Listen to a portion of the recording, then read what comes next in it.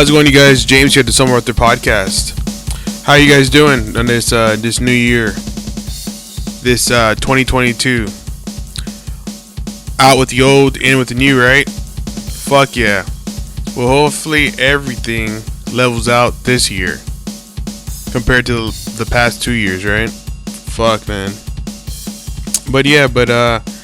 So we're gonna be kickstarting this new year with a new episode, and it's gonna be episode 11. We had the chance, and we had the delight of interviewing the Koffin Kats, straight out of Detroit. Me and my brother Jonathan. They were down here on the 14th of this month, January. They played at the Papertiger here in San Antonio, Texas. We got to interview Tommy, Vic, and Eric. Very cool guys. Very interesting guys. They really went into detail about what they do when they're not making music. Went into detail how they make music. And, they went into detail about, how the COVID affected them and how they weren't able to tour and what they did on their off time. Yeah, they were an open book, and man, me and my brother were we're very honored, and we were very, we enjoyed the time that we spoke to them because they were very honest. They didn't hold anything back. You didn't have to pry any answers out of them. There was no downtime, and the interview went smooth. But yeah, so check it out, and this is a new episode for the new year. Out. Oh, dope, man. Tonight, Nice. Nice. Appreciate it, guys. Yeah. Sweet, and then we're good to And go. I was seeing the Instagram. Where were we at? Every fucking day. Who does it? And I'm the one that never knows what's going on. So that's something we started doing on the last tour, and because we're like, we gotta put videos out because people like to look at videos online now. It seems to get the information out better. So Absolutely. Yeah. I was like, cause being honest, I see you guys are kind of you guys keep it together and very professional. And I saw the videos they're down there. That's what he said. He's like, they're cool guys. I'm like, yeah, they seem cool already, but they seem cooler. The three of us, we're around each other pretty much every day. We see each other more than we see our wives. Gotcha. If we're not on tour, back in Michigan when the months are warmer, we're doing sprinkler installs. That's what we had once. Well, long story short, when COVID hit, we had to go find jobs, and our merch guy, he used to tour with us years ago, and then he left the road to go start an irrigation company putting sprinkler systems in. And so once COVID hit, we were like, we're not touring anymore. And so we went to work for him, and we basically became his full-time crew. Oh, nice. So, not only were we on the road together all the time, now we're all at work. Yeah, so either we're out on a stage or we're in people's yards putting sprinkler systems in. And it's just, You hit it right on point. I was going to ask you, this whole COVID thing, it just, it turned to, it turned to, Cloverfield overnight, Yeah. So how has it affected you guys? I mean, I know it's affected you guys, but Basically what he just said, we've been doing a lot of different work with the merch guy we got in there. Some of us he works for a carpet cleaning company. We've picked up jobs in between to bridge the gap, knowing and hoping, whenever touring was going to start again. We had no idea when, but now we're able to hit it back. So it was one of those things where we had a tour booked right when it happened. We kept pushing it and pushing it and pushing it. Finally, all the promoters are like, all right, this is not going away anytime soon. Stop. And then when it can happen, we'll pick back up and see where we go. And it's so cool that you're saying, you just right off the bat said that you guys have jobs. That is so cool because, other bands are, very, hey, we don't want you to know what we do on the... Oh, yeah, no, we don't. It's top secret. Yeah. No. We when we first started the band, him and I actually worked at the same carpet cleaning company, and I started working. He was there. He would working there a few years before me, and then I started working there. And we basically would pick up all the shit work, like all the 3 a.m. Yeah, 3 a.m. the jobs, strip clubs. Yeah, working down in like the ghetto, like some stuff that like nobody else wanted to take. We'd take it because in trade they would let us leave for what used to be a couple weeks, and then it turned into a couple months, and then we were out for like half the year, and finally they were like, "Well, we're gonna have to put you guys down to part time because you're not even at this company anymore." Yeah. But so we've always been employed for a span of from 2010 to about 2014, somewhere in there. We were full time on the road. Well, that was just 10, 11 months. We were we were out on the road like 10, 11 months out of the year, and so now these days, like, we're all married and have families and stuff like that, so it's like we go out for a couple weeks at a time, but we still. We'll go every few months. We're out on the road at least because it's like we want to stay active. Oh yeah, absolutely. How's your experience in San Antonio? Is this y'all's first time out here, or have you been here before? So we started like touring out of state in 2003, 2004. We came to San Antonio in July of 2004. Played Sam's Burger Joint for the first time. Yeah, and socked in the face that day. That was the second time. Or second time, yeah, you're right. And so we've been coming to San Antonio for a long time. We used to work with a record label out of San Antonio called Hairball 8 Records. They're not around anymore, but.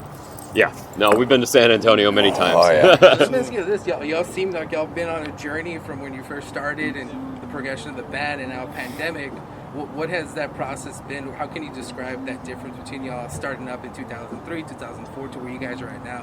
Where's that change, or how do you describe that change to where you guys are at now? Older, fatter. Wiser? I don't know about that one. Back then, we always knew what we wanted to do. Yep. We gave it 150% going out on the road. We said, this is what we're doing. Everything we did, like, we started the band when we were like 20. Yeah. And everything we did, every life decision, every relationship decision, everything was based around band first. And that was just what it was. Every job we took, it was just always saying, well, the band was first. That was what we were doing. We're in it and going and going and going. Yep. And now here we are almost 40, and we're like, wow, it worked. I mean, we're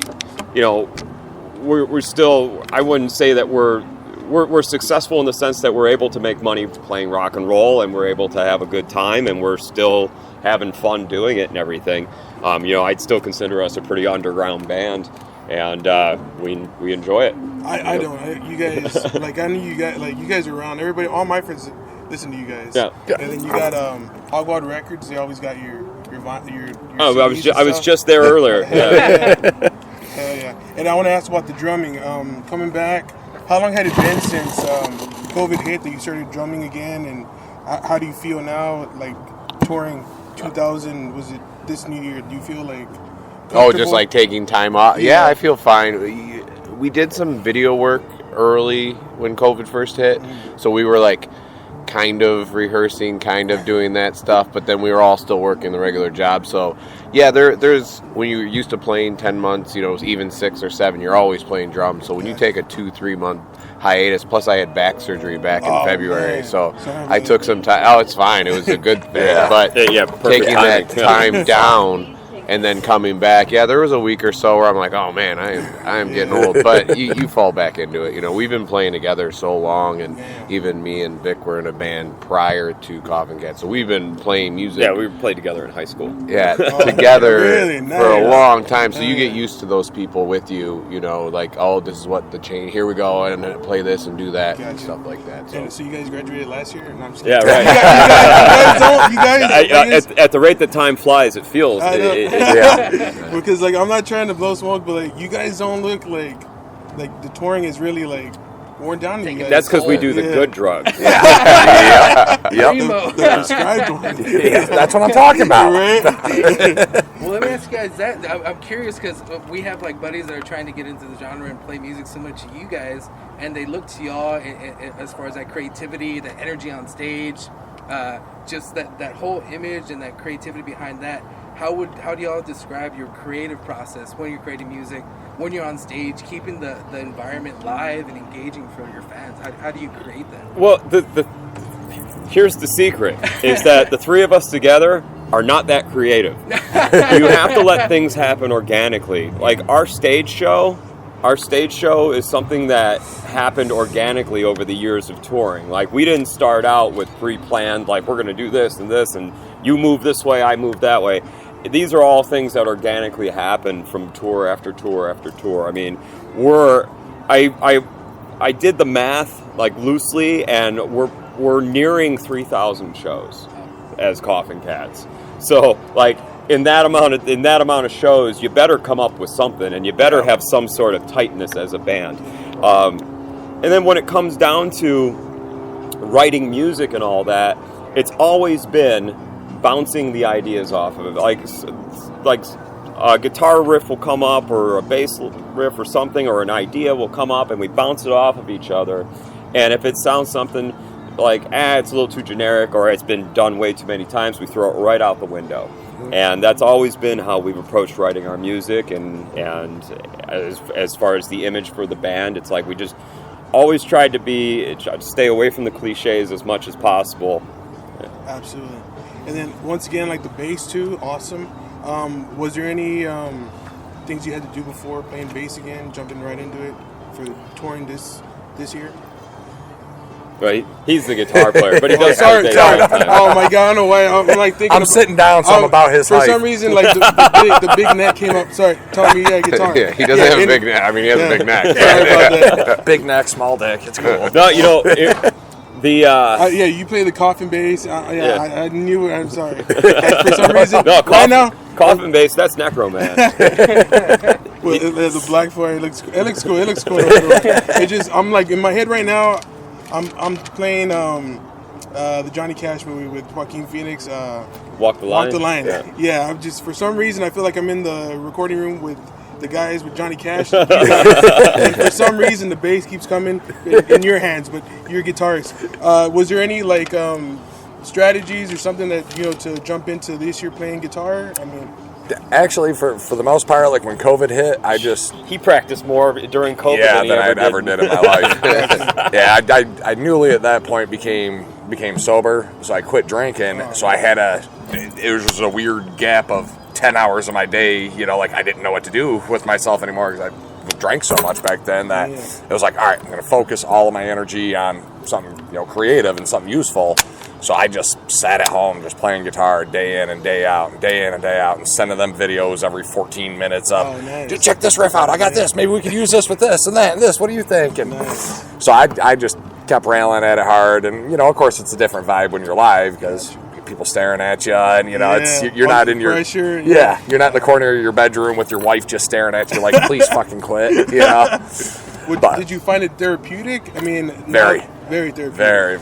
Very. How long did it take for you, where it felt kind of like therapeutic, or right from the get go? It took about a month of, it never felt forced because I've always loved playing guitar. But at one point I was just strumming, and the next thing you know, I was like, I was looking forward to getting home from work every day to just grab that guitar and get rid of the rest of the day. You know what I mean? All the bullshit that happened during the day didn't matter when I had that guitar in my hand. So it just took my attitude down. The wife probably eventually liked it because I wasn't coming home being a dickhead every day. Let me ask you, this outside of music, where would people see y'all kind of taking a step back and doing something, maybe a hobby or something? What do y'all like to do on your free time outside of music that nobody would see? Off the record. He puts tile floors in, he cleans carpets, and I record music. Those are your go-tos? Pretty much. Those are our other jobs besides doing the sprinkler installation and besides going on tour. Music, So we're always doing something, and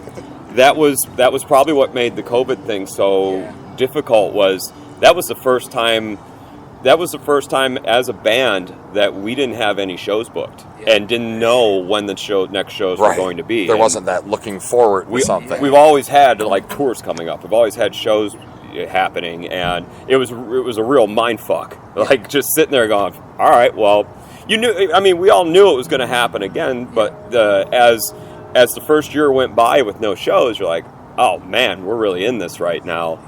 And fortunately, we were able to use it to our advantage, I guess, and we recorded some new music, and we have a lot of demos, and we have a lot of demos right now. So we basically got a whole plethora of new music that we can start releasing here when we have the time to just actually really lay it down and record it. And how do y'all see, if y'all have this material, how do y'all see is there challenges in putting that music out for people to hear or turn on new listeners to y'all's music, or how have y'all navigated like going to a lot of like Spotify? And it's easier than ever now. Yeah. You're always trying to find avenues to find new listeners. That's always great for any band. Yeah. But with the internet, it's made it very easy for people to access you. They don't have to find a record store or something and stumble across that. A lot of times people can just mention Koffin Kats on a social media platform, and that'll at least go to their 100 friends and those avenues. So I know we've interviewed a few bands in the past, and there was always a concern about like people stealing music or not being able to profit off the music. We don't make shit off of it. We don't make shit off of it. Yeah, even if they pay for it, Spotify ain't giving nobody shit. You know what I mean? So spread the word. The biggest reason for us, the biggest reason to keep releasing new music is just to say, hey, we're still here, we're still doing it, and we also still press CDs and we press vinyl, and that sells well on tour. And speaking of that, your new album, You Can't Take It With You. I know I've been jamming out to Louise's Ghost. What's right on. Can we go on and see what's your favorite song that you're most proud of? We'll start with Eric out of the new album. On the new album, the one we will play tonight. That's gonna be my favorite. So I guess because we've been playing it so much, we really haven't played any of the other songs live so much. Cool. When we recorded this album, we worked on 2 of the songs on the album we had done, together. But when we came together to get the album, they started the ideas. We were doing kind of the bouncing things around through phone. Hey, check this out, check that out, and then Vic started his studio back in 3 years ago. About 3 years ago was when it was released. So it was my first chance to sit in with him, and he actually had me mic'd up and to record an album. So he sat, and me and him sat there. We're like, all right, let's do this, let's try this, and it worked. So that's awesome. Yeah. How about yourself, Tom? I'm a big fan of Eloise Ghost. It's just a historic part of where we grew up and everything like that. Eloise was basically its own city that turned into a mental ward and kind of one of those tester hospitals for people that didn't have families. So the building's still there. It's literally 3 blocks from where I live. Detroit? So if you were to fly into Detroit, Yeah.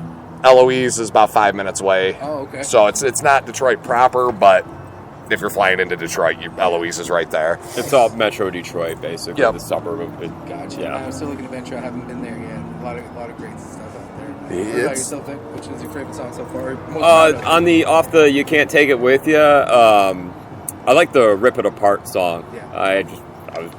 That happens to be the one I fancy out of all of them on there. I mean, it's hard picking a song out of like when some people ask us like, oh, what's your favorite song that you wrote? And I always like the ones that nobody likes because I always like our weird stuff. Yeah. Same with shirts. Oh, this shirt's gonna be awesome. Yeah, never is. Whenever we put new merchandise out, we always say, "Oh, I hate that design," just so we can get it out there, mentally, oh, the ones that we don't like so much are the ones that always sell the best. So we never try to jinx ourselves with going, "Oh, that's an awesome design," because it doesn't sell as good as the ones we do. Yeah, our opinions suck. Apparently, exactly. We're finding that out with a big slam in the way. Where do y'all find your most largest fan base? I'm curious. I know y'all travel to Romania, all over the world. Oh, yeah. Well, I mean, Texas has always been good to us. Like I said, that was where we first started coming down here. Almost 18 years ago. Yeah. Southern California, that's kind of a given though, because just punk rock in general is just huge out there. Punk rock, psychobilly. Poland. But we love going to Poland. Really? Yeah. That was a big surprise the first time. How do you describe the energy change from Poland, if that's one of your top ones? What was it like when you first went to Poland? Yeah. Scarier. The people there are a lot bigger. So we've done about 14 European tours, 13 or 14 European tours now, and we're very, very fortunate of being able to go over there so much. We'll make it back over there, but the whole pandemic thing has kind of put a damper on being able to tour over there at the moment. But being able to go over there and like play Czech Republic and go way on the east side of the Eastern Bloc and all that, and see just how excited people were, and just in general, like people that they were just excited to hear music. They didn't care about like what you look like or what the music was. They loved the arts in general and see that excitement. There wasn't, people weren't looking at like, well, your cuffs are this, you don't have the right shoes on, right. You don't have the right You're pants wearing on. an No, orange they bandana. didn't give a fuck.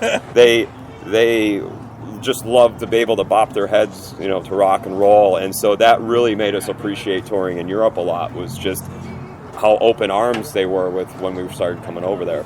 Gotcha. And then one question I've had, like for years, it's just like the traveling. Like if you with your drum set, how does that work? Is it hard to keep it intact? How does that work? Road cases. So what we've done over the years now is we managed to get some gear in different parts of the world. We'll keep it stored in a unit or with friends or whatnot. The drums aren't so hard. They're the biggest instrument, but his stand-up bass is actually harder to find, because usually if we go to a place knowing I don't have my drums, there's a drum set somewhere I can use or something, but there's not always a stand-up bass. So we've had more issues with that than anything, so. And the sound like on guitar, pedals and stuff, is it easy to maneuver with, I've through the years had a ton of different sets of pedals, so that way, like if we're going to Europe, I got these little mini pedals that they work great. They do their job, so that way I can travel with them. I can throw them in a backpack when I'm catching a flight. We keep a storage unit out in Vegas too, so anytime we're going out the West Coast, nice. For us, Vegas flights are cheap.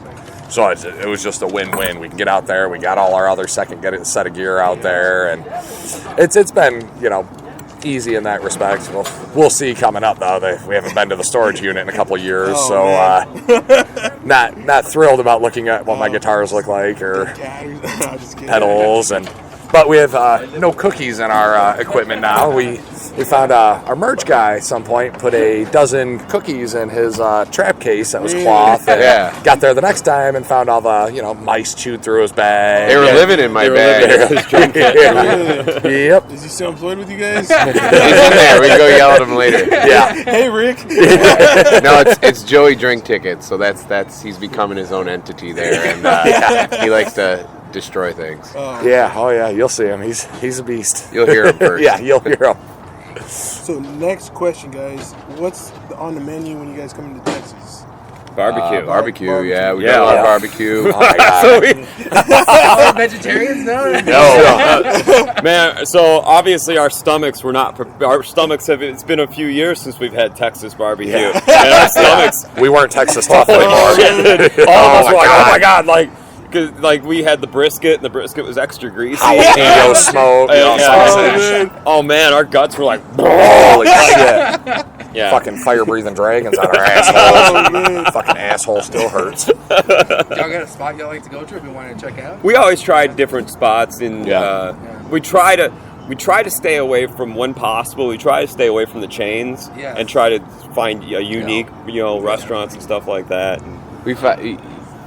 You find out we're big food guys, so like that's the thing is like if you go to the place that might not look the best, but sometimes they got the best food. It seems like and then the chains always on the side of the freeway are just Mom what and they pop are. shops. And Buc-ee's were obviously Oh huge. my god.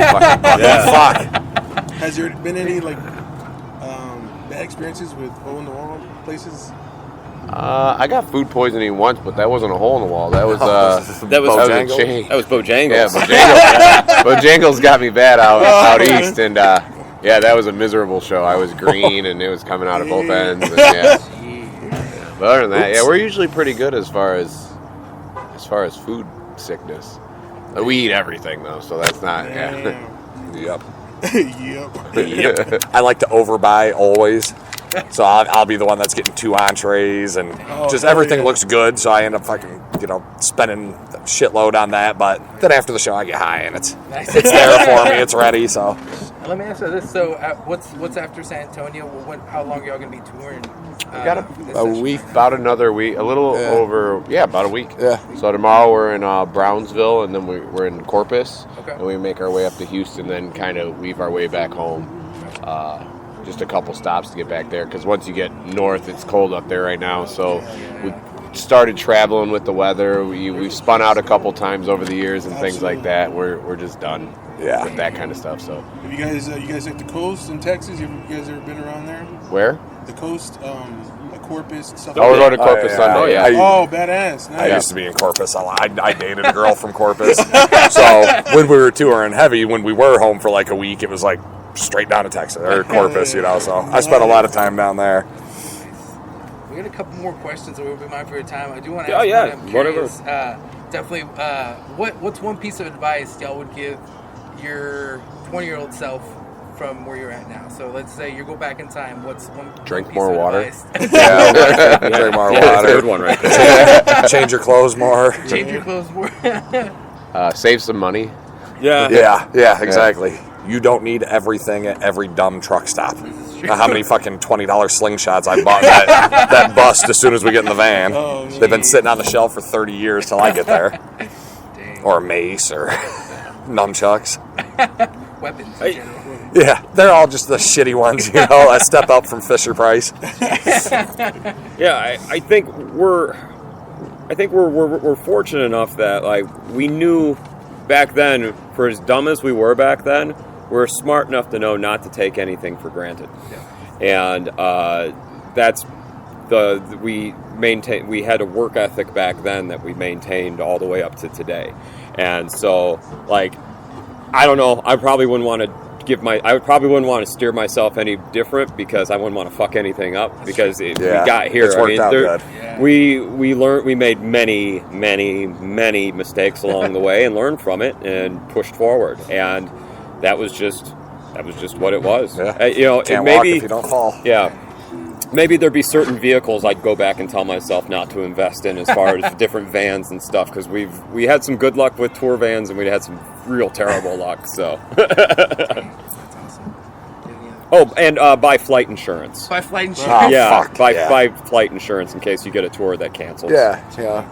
Oh, yeah. Renew your passport earlier than later. Even life insurance. I know you had a close encounter with an 18-wheeler a while back, if that's right. In Romania. Oh, Romania. Yeah. So, that 2 18-wheelers turned our little transit van into a accordion. Jeez. And that was scary, but we pulled through. So. And so I do know you guys like podcasts. Yeah. That's what you guys dive into when you're driving. You guys are into the crime ones. Is there one in particular you guys? Small Town Murders is sweet. Yeah, Really? Small Town Murder is great. Really, really cool. Nice. We haven't really been diving into that much this tour, but that was a good We one. got daytime shitty driver Joey going. I've been there's this You'll hear him a lot. He's just the enemy. Yep. There's a hilarious podcast called Who Are These Podcasts? Oh yeah. And basically they go and they find these podcasts that are just they have no business being calling themselves podcasts, and you just rip them apart. And it's funny. It's all done in good humor and everything. It's like a roast, but that's pretty entertaining. But That's awesome. And movies, you guys. Oh, yeah. You guys watch movies a lot, apparently. Anything genre? Will Ferrell or Danny McBride for me. Nice. Oh, nice. yeah. The new one that he came up with. What is Have it? you seen the old Gemstones? Right, Oh, Jeff? I have not started the Not second the season. season. I have not started that Oh, yet. It was on the hotel the other night. We're like, halfway get it through off, the get it off. We got to, that show's Rick and fucking Morty. hilarious. Yeah. We love Rick and Morty. Yeah. It's been great too, because we've been getting back to the hotel room after every show just in time to be able to catch the Adult Swim with the whatever episode of Rick and Morty they're having on. Nice. Yep. Yeah. Well, we'll go ahead and wrap, man. Well, we don't. Yeah, I mean, I like talking to you guys, but you guys got to rehearse. Or, get ready everything for ready it. for the show. One last thing. where do you see you guys touring? Is there anywhere you haven't toured yet? Hawaii and Alaska. You guys see yourselves going to those places? Yeah, we're actually working with a band called the Avery Wolves up in Alaska, and that was supposed to be set a couple years ago. Some things fell through. Hawaii, we're waiting for a promoter to knock on our door, really, for that one. Some places, Australia, Japan.